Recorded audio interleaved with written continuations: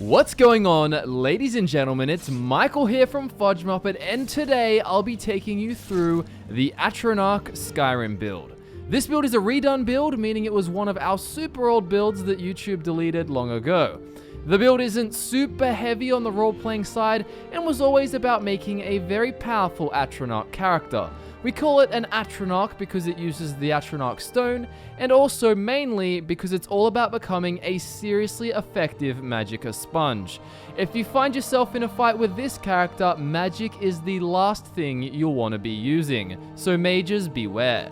We do also have measures in place to protect the build against physical damage, however not nearly as much. We didn't want to literally make this a legitimate god mode build. This build does revolve around that which is arcane, however the main offensive capabilities actually come from dual-wielded war axes.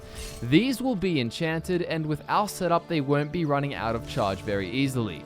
Do know that the Dragonborn DLC is definitely something you'll want to have. Now while this build is heavier on the statistical side, we did give the Atronach a neat little backstory which you can draw inspiration from and expand on if you like.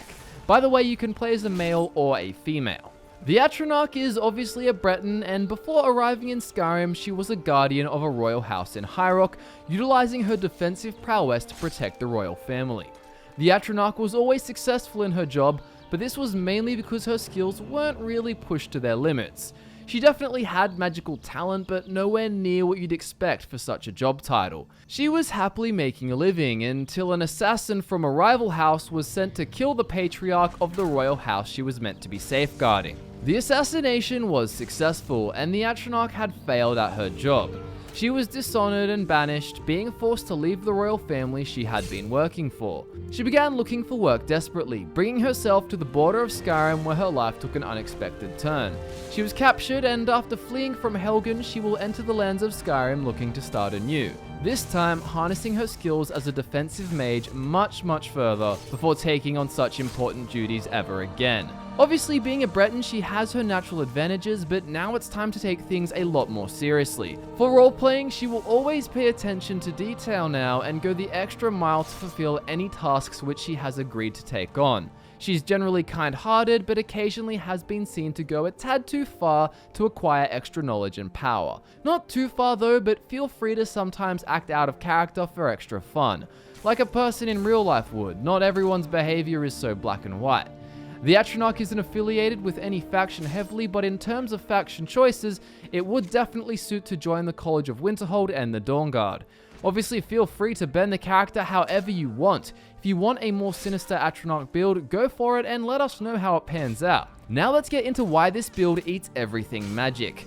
The Breton racial bonus gives you 25% magic resistance, top that up with 30% resist magic from the magic resistance perks in the alteration tree, and you've got a total of 55% resistance to magic.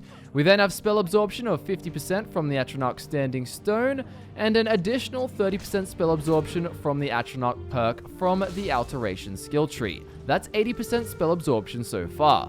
And the icing on the cake, you can also wear Mirax robes, gloves, and boots, giving you an extra 25%, giving you a total of 105% spell absorption. The stats for this character are 40% magicka, 50% health, and 10% stamina. We don't want a ridiculous amount of magicka as we aren't using spells constantly, and we'll be getting heaps of magicka back straight away because of all our absorption.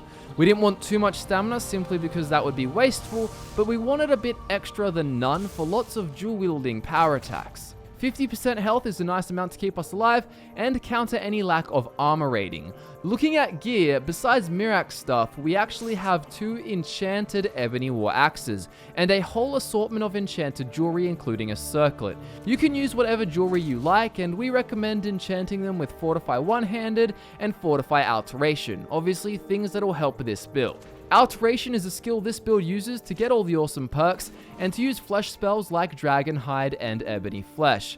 You can use Destruction and Conjuration too if you want to, but it's not really necessary.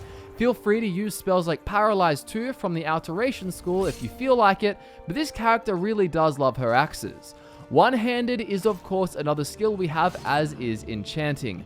You'll want one War Axe to be enchanted with Absorb Magicka and Soul Trap, and the other to have Absorb Health and Absorb Stamina. Goes without saying why the stat absorbing based enchantments are good, but why Soul Trap? Well, the other sensational thing about the Atronach build is that once you have it all set up, you won't really be running out of enchantment charge very easily. This is because we're going to be using the Black Star, which functions like a Black Soul Gem that doesn't disappear once it's used. You get this by doing Azura's quest, but don't side with her or you'll get Azura's Star. Not as useful.